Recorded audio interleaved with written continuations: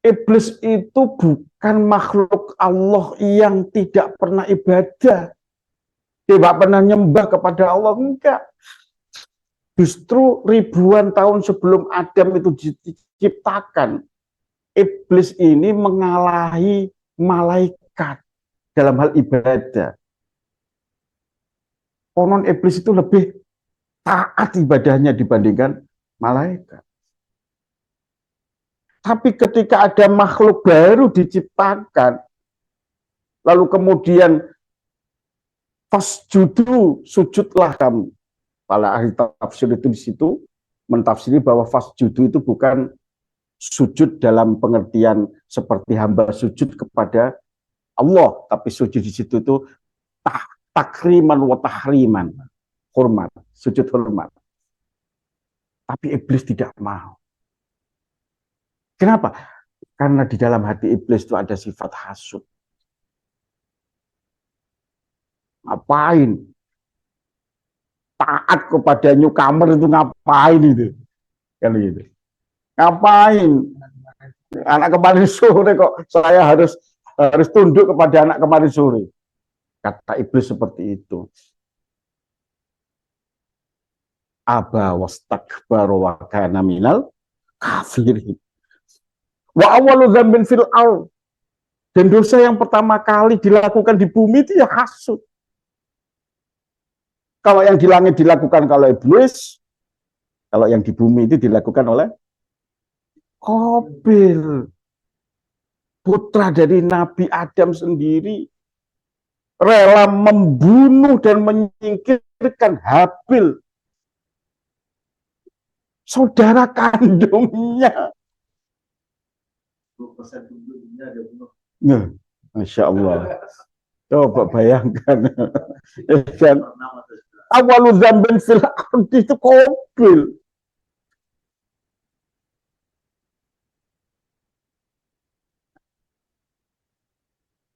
Ini kalau coba bayangkan. Ya. Ini kalau diceritakan satu sesi sendiri. Baik. Kenapa bisa bisa seperti itu? Iya, karena hasud itu jarhun layab, bro. Hasud itu jarhun layab, bro. Luka yang tidak akan pernah bisa sembuh. Ketika kita itu memiliki rasa hasud, iri, dengki terhadap si A, si B, si C, mungkin sembuhnya itu tanda kutip palsu. Tapi nanti akan muncul lagi, bakal lebih berat, lebih keras lagi permusuhannya. Kenapa? Karena hasud itu tadi.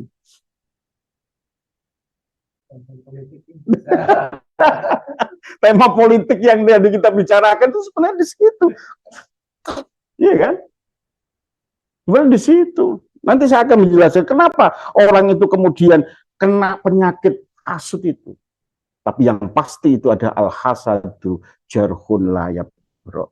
Ingat Bapak, kalau kita hasud kepada orang, maka selamanya kita itu akan membenci dia, menyingkirkan dia, dan tidak ada benernya. Gitu. Al-hasadu yakulul hasanat kama ta'kulun nar. Al-hawbah, berhati-hati. Hasud itu bisa memakan semua kebaikan kita. Sebagaimana kayu bakar, sebagaimana api itu memakan kayu bakar cepat sekali. Awas, kayaknya kita itu sholatnya gena, puasanya gena, ibadahnya, zikirnya, tasbihnya sudah lempeng lah, sudah banyak lah. Tapi ternyata amal itu hilang. Kenapa? Karena dalam diri kita ada hasud. Dan wajar, Bapak.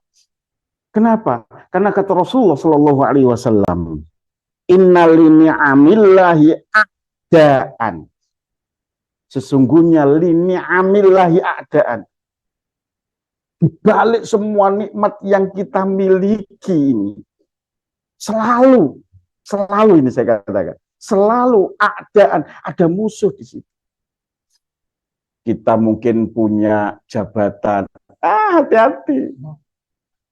Kita baru 1 hari saja menjabat, Serigala itu sudah menyiapkan taringnya untuk mengganti kita, Bapak.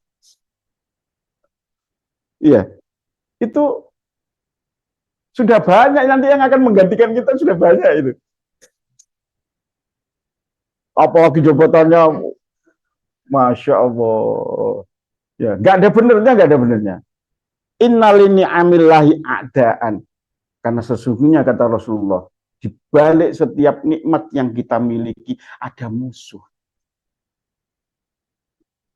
Musuh itulah yang nanti akan membayang-bayangi hidup kita. Jangan takut kita itu mendapat nikmat Allah. Karena konsekuensinya, ya musuh itu tadi. Siapa musuh itu? Manhum ya Rasulullah. Musuhnya adalah alladzina yahsudunan nas. Ya, mimma atahumullah min fadli. Siapa ya? Orang-orang yang hasud, ya kan? Terhadap apa saja yang Allah berikan kepada kita. Entah itu kekayaan, entah itu jabatan, entah itu macam-macam.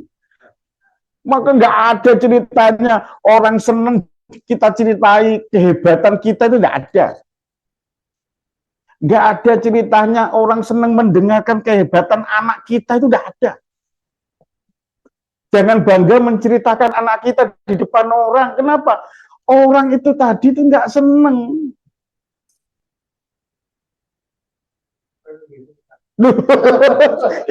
ini yang ngendiko itu Kanjeng Nabi loh, bisa dibuktikan itu, bisa dibuktikan. Mas Adi kalau biasanya naik sepeda lalu kemudian di Hong Kong bisa beli mobil, ada musuh di situ Pak Adi. Ada musuh, siap-siap saja diaudit. Siapa yang mengaudit? Musuhnya Mas Adi yang mengaudit. Hasil apa itu? Oke. Bapak, ini yang seringkali kita tidak tahu, Bapak. Apa yang menyebabkan orang itu terkena penyakit hasud? Ini kadang-kadang kita nggak tahu. Moro-moro muncul saja. Kan gitu. Kadang orang itu, mohon maaf ya, lihat Mas Adi, saya kenal Mas Adi. Lihat Mas Adi, kayaknya mata kita itu peteng saja lihat Mas Adi itu. Sepet itu. Sepet saja lihat Mas Adi itu. Awalnya gedek saya itu lihat Mas Adi itu. Iya, sudah punya mobil, sudah punya istri cantik, jabatannya mentereng. Wah, anaknya berhasil, cerita terus. Loh, ini loh. Kadang-kadang kita nggak sadar kalau kita itu kena penyakit itu, penyakit hasud itu. Karena tiba-tiba itu ada. Hello, nggak ada penyakit itu tiba-tiba, nggak ada.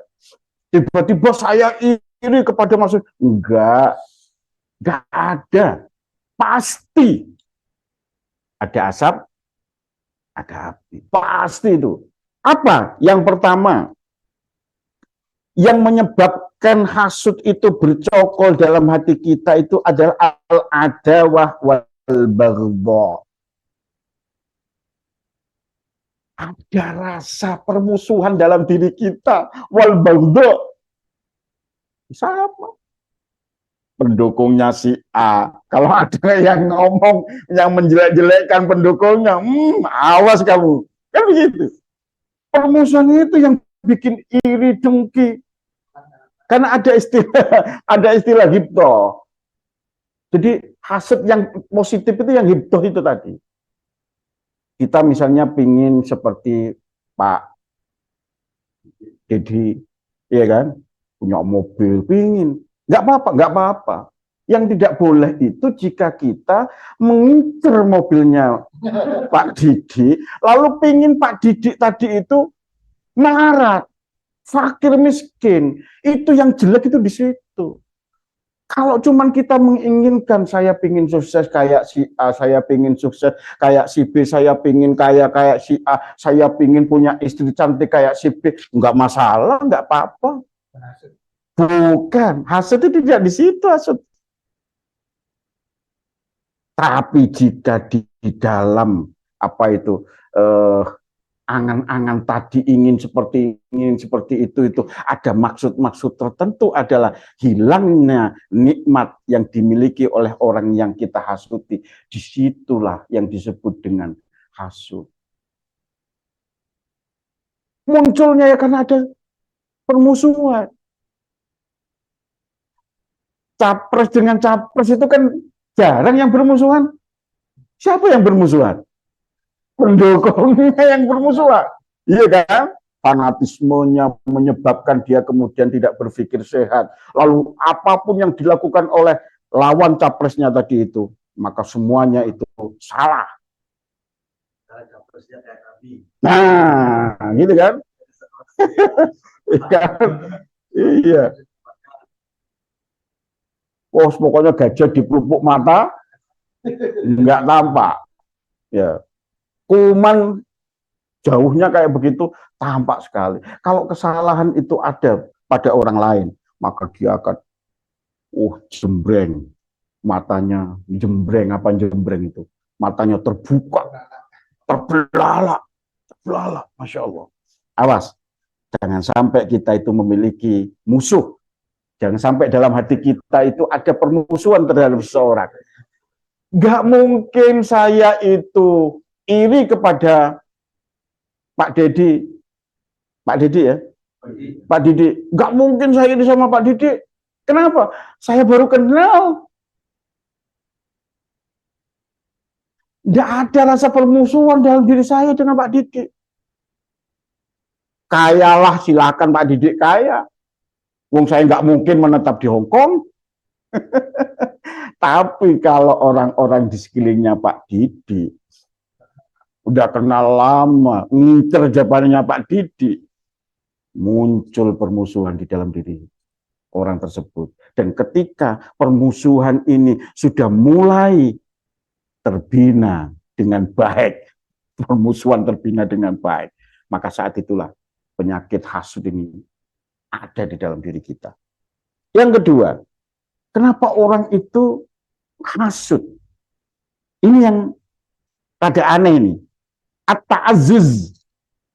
Apa at-ta'azzuz? Merasa dirinya lebih mulia dari orang lain. Logikanya begini, Bapak-bapak.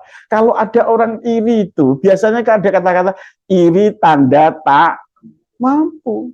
Yang orang yang tandanya tak mampu itu kan merasa bahwa saya itu lebih pantas mendapatkan nikmat itu daripada dia. Kenapa dia sih? Kan begitu.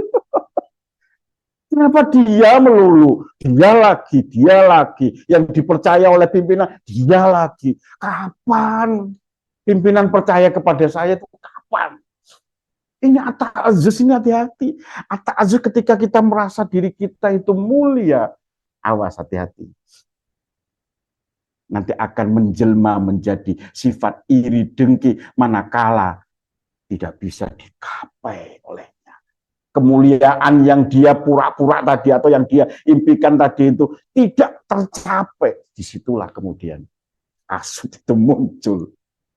Hati-hati. Bapak yang saya hormati, yang ketiga, ada hubur riasa. Wa thalabul jah. Hati-hati, Pak. Ini capres-capres kita ini, Pak. Penyakitnya di sini, Pak.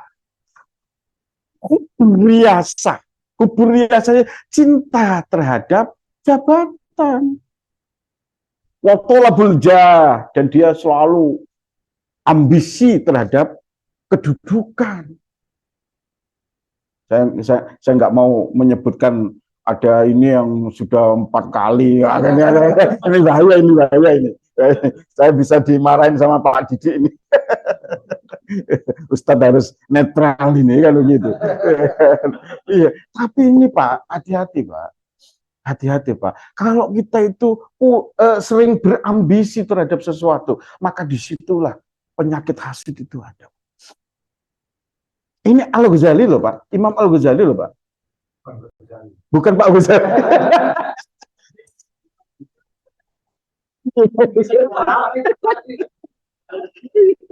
Ini Pak. Iya, saya kutip ini adalah pendapatnya Imam Al-Ghazali melalui penelitian-penelitian. Kalau sudah berambisi terhadap suatu jabatan, maka disitulah biasanya orang itu kemudian, Pak, musuhnya kiai itu kiai, musuhnya capres, capres, musuhnya orang kantor, ya orang kantor, musuhnya guru, ya guru, musuhnya murid, murid. Gak ada Pak ceritanya Pak, orang miskin meri atau iri kepada orang kaya itu tidak ada Pak. Musuhnya itu nggak level Pak, kalau nggak percaya Pak, kalau nggak percaya ya,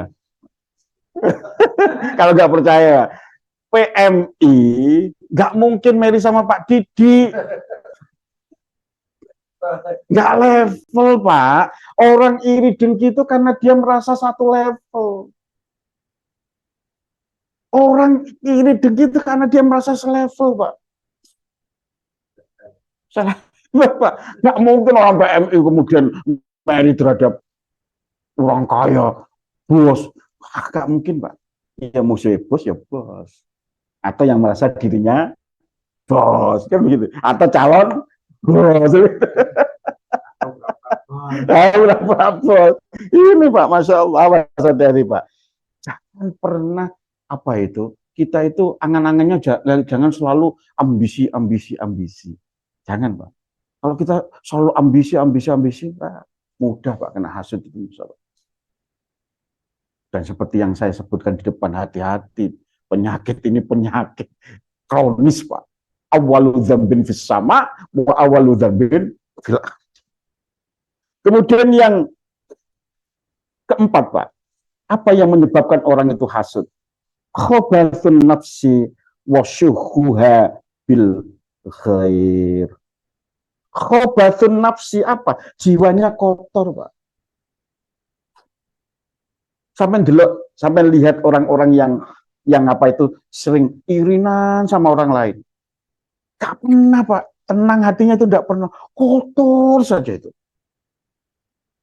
Lihat orang yang diireni itu gak ada benernya Pak. Kenapa? Karena hatinya sudah keruh. Hatinya sudah keruh Pak. Matanya itu sudah ketutup Pak, matanya. Oleh sifat hasud itu ketutup Pak. Dan kalau bapak-bapak bercerita tentang kehebatan orang yang kita ireni, Pak, jenengan jadi musuhnya, Pak. Jenengan jadi musuhnya, kenapa? Dianggap pro sama orang yang kita benci, yang kita ireni itu tadi. Karena hatinya sudah kotor, Pak. Khobatun nafsi, hatinya sudah kotor. Wasyuhuha bil khair. Pelit. Bukan pelit-pelit uangnya, enggak Pak. Pelit bil khairi, melakukan kebajikan. Artinya bahwa dia tidak pernah berbuat baik. Kenapa? Hatinya sudah keruh Pak. Hatinya sudah keruh. Oleh karena itu, Bapak, jangan iri hati terhadap apa yang Allah lebihkan kepada sebagian dari kita. Karena kita tidak tahu, Pak. Mereka mendapatkan posisi seperti itu atau nikmat seperti itu dengan susah payah. Sementara kita hanya melihat kenikmatannya saja, Pak. Coba lihat itu orang-orang yang kaya-kaya. Kita masih tidur, mereka sudah melek, Pak. Kita tidur lagi, mereka masih melek, Pak. Bu, kalau Mary itu ya lihat capaiannya itu loh. Ya prosesnya untuk menjadi sukses itu bagaimana. Dilihat. Contoh, jenengan Mary kepada si A karena si A itu adalah orang kaya. Ya lihat dulu dong. Dia mencapai level yang tinggi seperti itu dalam hal kekayaan. Apa yang telah dia lakukan?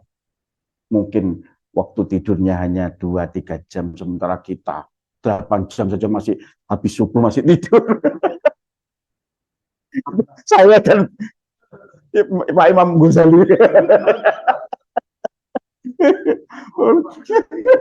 Pak Imam Ghazali. Coba bayangkan itu, Masya Allah. Wala tatayammamu ma faddalallahu bihi ba'dakum ala ba'd. Jangan iri atas apa yang Allah sudah kasihkan pada sebagian daripada kalian atas sebagian yang lain. Loh, lha sing adem itu Gusti Allah kok. Nopo kok kita itu meri nopo? Gak gaduk, Pak. Iri, Pak.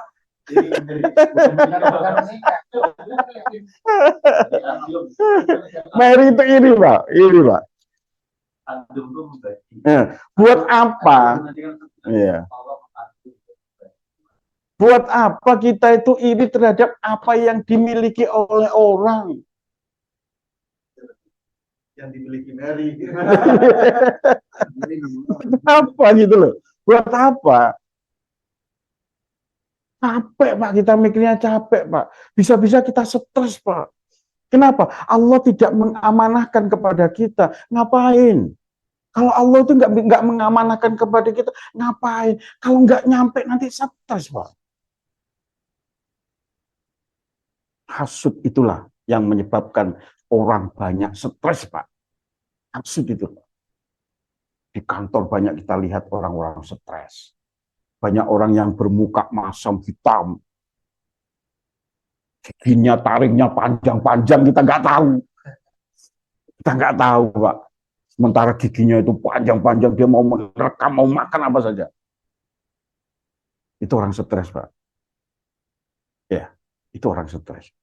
Maka jangan pernah menanamkan sifat hasud di dalam diri kita. Kalau nggak ingin kita itu stres.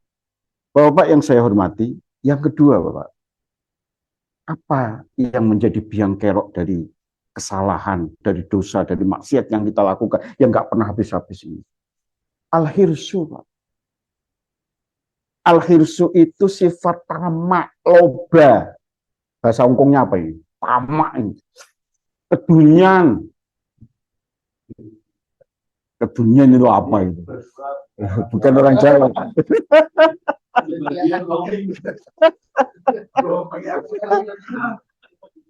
Al-hirsu itu ya tamak itu, Pak. Tamak kan bisa tamak, paham tamak kan?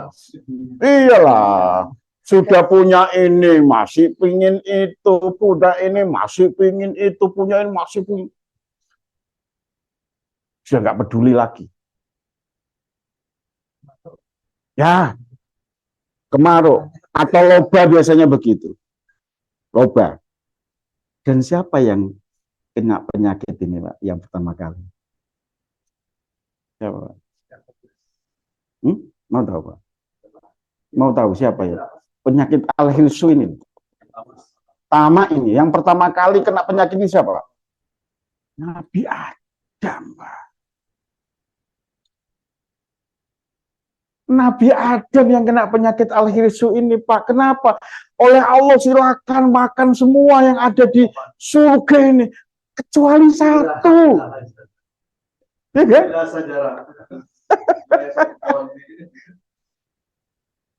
Kecuali hadis saja. Kecuali pohon ini loh. Coba bayangkan, semua boleh dimakan. Kecuali pohon ini loh. Sudah dibegitukan. Masih saja gasak di pangan. Gasak itu. Ini kan? Ya, namanya kan buah khuldi, padahal sebenarnya itu hanya sebuah nama saja kan begitu. Hanya untuk menguji Adam. Adam itu memang tidak diciptakan untuk tinggal di surga. Tapi Adam nggak tahu. Iya kan? Sehingga digodalah oleh iblis. Kalau Adam diturunkan oleh Allah menjadi khalifah fil ardh, tapi dengan catatan yang baik, itu bukan iblis, Pak. Iblis itu pengen Adam itu diturunkan ke bumi, tapi punya catatan buruk. Apa catatan buruknya? Kena penyakit hirsun itu tadi, kena penyakit tamma itu tadi. Semuanya boleh dilakukan kecuali satu. Kok dimakan juga? Maka catatan hitam ini yang membuat iblis itu tertawa-tawa. Kenapa? Itu tadi. Adam turun itu bukan karena keinginan Allah atau keinginan dirinya sendiri, tapi karena kesalahannya. Kan banyak yang seperti ini kan. Di kantor kan banyak seperti ini kan. Kalau bisa dia pulang ke Indo itu bukan atas kemauan sendiri atau dipromosikan. Nah, tapi dia dipecat, dipulangkan ke Indo. Karena ada catatan buruknya itu tadi. Bapak yang saya hormati,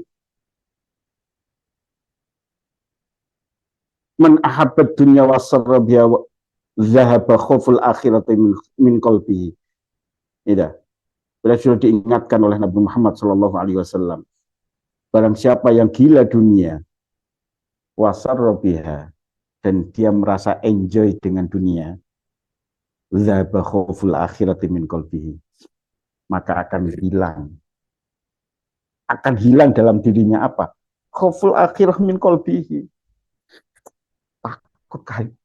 Takut kehidupan akhirat dalam dirinya itu sudah hilang. Bahwa hartanya nanti akan dipertanggungjawabkan, bahwa nanti ada pertanggungjawaban setelah mati, bahwa apapun yang kita lakukan di dunia nanti akan diminta pertanggungjawaban. Sudah hilang, Pak. Sudah nggak takut, Pak. Nggak takut akhirat, nggak takut, Pak. Nggak takut.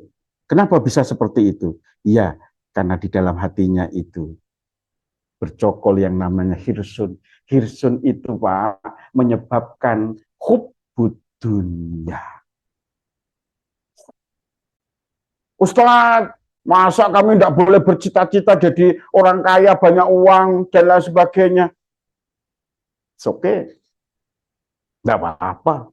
Orang pingin kaya dengan menabung, orang pingin. Iya, yang tidak boleh itu adalah gila dunia. Bedanya apa, Ustaz? Gila dunia dengan gemar menabung untuk masa depan itu bedanya apa? Kalau gila dunia, dia tidak peduli yang masuk ke kantongnya itu halal atau haram. Dia tidak peduli, yang penting banyak di ATM-nya. Yang penting banyak uang di sakunya. Itu gila dunia. Dia tidak selektif terhadap dunianya. Mau halal, mau haram, penting rasa dahaganya, rasa hirsunnya itu terpenuhi. Rasa tamaknya terpenuhi. Kalau ada di kantor bagi-bagi proyek, kok dia tidak diikutkan, awas. Kan begitu. Padahal dia harus bertanya, proyek ini adalah proyek halal apa haram. Proyek ini nanti akan membawa kepada kemadharatan apa? Kemaslahatan. Ini yang harusnya dilakukan oleh kita yang sadar ini. Hati-hati. Hirsun, sifat tamak itu akan membuat orang gila dunia atau hubud dunia. Dan kalau orang itu sudah hubud dunia, mau tahu Pak penyakit hubud dunia itu Pak? Efeknya. Yang pertama Pak, hamun layang khoti'u anhu abada. Apa? Susah yang tidak ada putus-putusnya. Orang kalau sudah kena penyakit hirsun, tamak, yang mengakibatkan dia itu hubud dunia, maka hidupnya itu tidak pernah gembira Pak. Hamun, susah Pak. Selalu susah. Hamun layang khoti'u anhu abada. Kesusahan yang tak ada putus-putusnya Pak. Loh, lah kok susah bagaimana? Iya Pak. Orang kalau sudah hubud dunia itu, melihat orang lain itu ancaman Pak. Orang itu kalau sudah hubud dunia Pak, yang dipikirkan itu orientasinya selalu dunia Pak. Ini malam Sabtu ini, kegiatan ini malam Sabtu ada makan-makannya enggak? Ada. Ada amplopnya enggak? Enggak ada. Ngapain? Capek-capek. Jauh-jauh. Udah ngeluarin uang. Nanti pulangnya kalau kemalaman naik taksi lagi. Ngapain? Apa manfaatnya itu? selalu orientasinya uang. Dan orang yang seperti ini pasti susah, Pak. Nggak pernah dia itu nggak susah, Pak. Nggak pernah gembira. Kalaupun gembira itu kamuflase aja, Pak. Kurang terus, Pak. Hamun lah yang koti. Susah. Apalagi orang yang hubudunya ini selalu melihat orang lain ancaman dan nikmat yang dimiliki orang lain selalu dia pingini. Mending kalau cuma ingin saja, Pak. Kalau bisa orang tadi itu nikmatnya hilang dari dirinya kembali kepada atau beralih kepada dirinya. Susah, Pak, mikir kok ngono terus, Pak.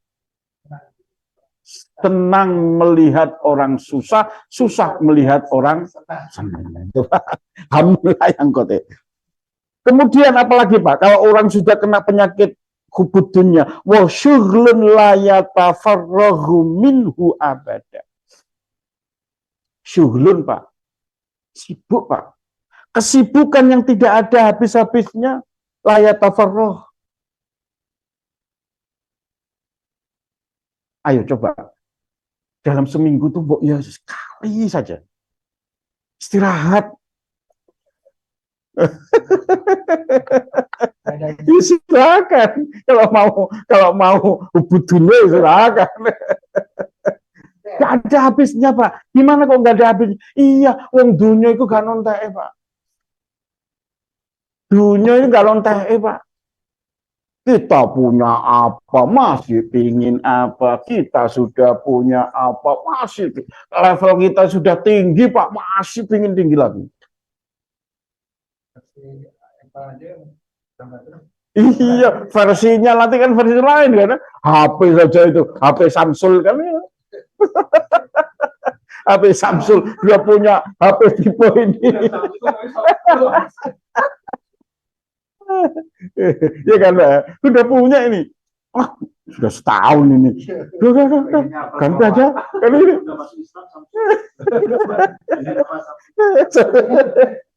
Ya, sudah punya Apple, masih pingin yang lebih tinggi lagi. Ya, tipenya pingin yang tinggi lagi. Gak ada habis-habisnya, Pak. Syughlun la yatafarrah. Dan orang kalau sudah hubudunya pasti dia sibuk dengan dunianya. Ngitung uangnya, ngitung kekayaannya, ngitung asetnya, dan lain sebagainya. Buk dibalik, ngitung asetnya itu bukan untuk dimiliki, tapi untuk dibagikan. Jarang, Pak. Ada orang yang sibuk ngitung asetnya untuk dibagikan. Jarang, Pak. Yang banyak itu adalah orang sibuk untuk menghitung-hitung harta kekayaannya, asetnya. Untuk apa? Untuk menyenangkan hatinya. Insya Allah, kalau ada kesempatan saya akan menjelaskan tentang etika, apa itu? Etika sedekah. Nanti saya akan menjelaskan tentang etika sedekah. Nanti saya akan jelaskan itu. Pertemuan yang akan datang, kaitannya dengan ini. Supaya kita itu tidak ke dunia, koyok-koyok sampean mati itu bakal ketemunya karo dunia terus. Sebenarnya orang-orang tua kita itu sudah mengajari kita itu bagus, Pak. Bondo ora digowo mati, harta benda tidak akan dibawa mati. Itu kan selalu kita dengar, mulai kecil kita dengar, Pak. Tapi prakteknya sulit, Pak. Yang kita kejar itu dunia kita, terus kita terus kejar dunia, gak ada habis-habisnya. Masa sampai mati kita ada di Hongkong terus? Iya, Pak, soalnya begini-begini, utang saya masih baik. Kalau utangnya sudah disaur, bagaimana? Ya masih pengen menghajikan ibu saya. Kalau sudah selesai ibumu haji, ya saya pengen. Nggak ada habis-habisnya. Saya tuh ngaji, kalau ngaji itu selalu dicurhati seperti itu. Pernah nggak berpikir bahwa saya cukup 2 tahun saja kontrak menjadi PMI? Gak bisa, Ustaz. Kenapa nggak bisa? Karena ini Ustaz, saya kontrak 2 tahun itu banyak utangnya, Ustaz. Kalau dalam 2 tahun kamu bisa bayar hutang, kamu mau pulang? Ya, saya ingin menghajikan, alasannya kan banyak. Ingin menghajikan ibu saya. Kalau ibumu sudah haji, ya saya ingin punya rumah. Kalau sudah punya rumah, saya ingin beli tanah. Kalau sudah beli tanah, ada habis-habisnya. Saya bilang, tidak ada habis-habisnya. Syuhlun la yatafarrahu minhu abada. Selamanya itu kita akan sibuk terus mengambil, mendapat dan mendapat. Dan yang terakhir, Pak, ini penyakitnya orang yang ke dunia itu adalah hirsun, lalu menjadi hubud dunia. Ketika hubud dunia, maka dia akan terkena penyakit yang namanya fakrun la yablughu muntahahu abada. Apa? Kefakiran yang tidak akan pernah selesai, Pak. Nggak pernah ada ujungnya, Pak. Wong nek orang itu kalau tamak lalu kemudian hubud dunia selalu kurang, Pak. Walaupun sudah kaya, nyatanya banyak koruptor, malah justru yang kaya. Gitu ya. Iya kan? Fakir terus, Pak. Fakir terus. Kapan kita itu merasa kaya itu kapan? Ketika hubud dunia itu sudah bisa kita cabut dalam diri kita, Pak. Ojo mau mikir dunia, jangan berpikir duniawiyah saja. Karena kalau kita berpikir duniawiyah, selalu saja kurang. Kurang ini, kurang itu, kurang ini, kurang itu. Akhirnya kita iri kepada orang lain. Iri kepada orang lain. Kenapa? Ya kan faktor iri. Ya. Ya. Masya Allah, Masya Allah. Ya. Lalu kemudian yang terakhir, yang ini harus dijabut, Pak. Dalam diri kita itu harus dijabut, Pak. Kalau yang tadi yang pertama, Pak, hasud, yang kedua itu tamak, yang ketiga itu adalah al-kibru, sifat sombong. Al-kibru asluhu min iblis. Sifat sombong itu sifat asal dari iblis. Betapa iblis yang diciptakan dari api, dia lalu kemudian merasa lebih mulia dari Nabi Adam yang hanya diciptakan dari unsur tanah. Yang satu unsur api, yang satu unsur tanah. Merasa bahwa dirinya lebih tinggi. Awas, hati-hati, Pak. Al-kibru badrul haqq wa ghamtul haqq. Insya Allah, kalau sudah ada sifat sombong di dalam diri kita, Pak, kebenaran itu tertutup, Pak. Kebenaran yang dilakukan oleh orang lain pun itu juga menjadi tertutup. Orang salah. Majikan itu kalau sama pembantunya salah. Kenapa? Karena dia merasa iya lebih tinggi daripada buruhnya, daripada babunya, daripada pembantu. Dia merasa lebih tinggi, lebih benar, Pak. Karena kalau sombong itu, Pak, pasti orang tadi itu merasa dirinya itu paling benar. Dalam segala hal dia merasa paling benar. Ini Nabi yang ngendiko, Pak. Yang bersabda itu Nabi, Pak. Ini, Pak. Al-kibru batrul haq. Menutupi kebenaran dari siapapun, dari apapun. Salah saja orang lain itu salah saja. Awas, hati-hati, Pak. Kalau kita kepada bawahan merasa bahwa diri kita yang paling benar, pasti bawahannya itu tersiksa, Pak. Kenapa? Karena salah terus, kita anggap salah terus. Apapun yang dilakukan salah. Sudah benar tapi dicari-cari kesalahan. Kadang bawahan kita itu sudah benar, ngetiknya sudah benar, tapi dicari-cari saja kesalahannya. Ini kurang miring dikit, ini kurang tambah huruf, ini kurang gini. Coba kalau dia suruh ngetik sendiri, sehari aja belum tentu bisa satu lembar, Pak. Tapi kalau untuk mencaci maki orang, begitu juga kontestan politik itu seperti itu, Pak. Kalau sudah kena penyakit kibrun, sombong, Pak, yaitu Pak, wakil rakyat tapi nggak seperti wakil ya wakil rakyat kita itu, Pak. Kalau semuanya wakil, wakil kepala sekolah dia nggak mau itu, ya lebih tinggi daripada kepala sekolahnya kan wakil kepala sekolah. Wakil presiden nggak berani itu, ya kan, dengan presidennya. Tapi kalau wakil rakyat itu Salah semua, Pak. Salah semua itu. Ya, salah semua. Masya Allah. Dan hati-hati, al-kibriya uridai wal azamatu izari faman naza'ani wahidan minha alqaituhu fi jahannam wala ubali. Kata Nabi, hadis qudsi ini, Allah berfirman dalam hadis qudsi bahwasanya sifat sombong itu adalah selendangku, sifat mulia itu adalah sarungku.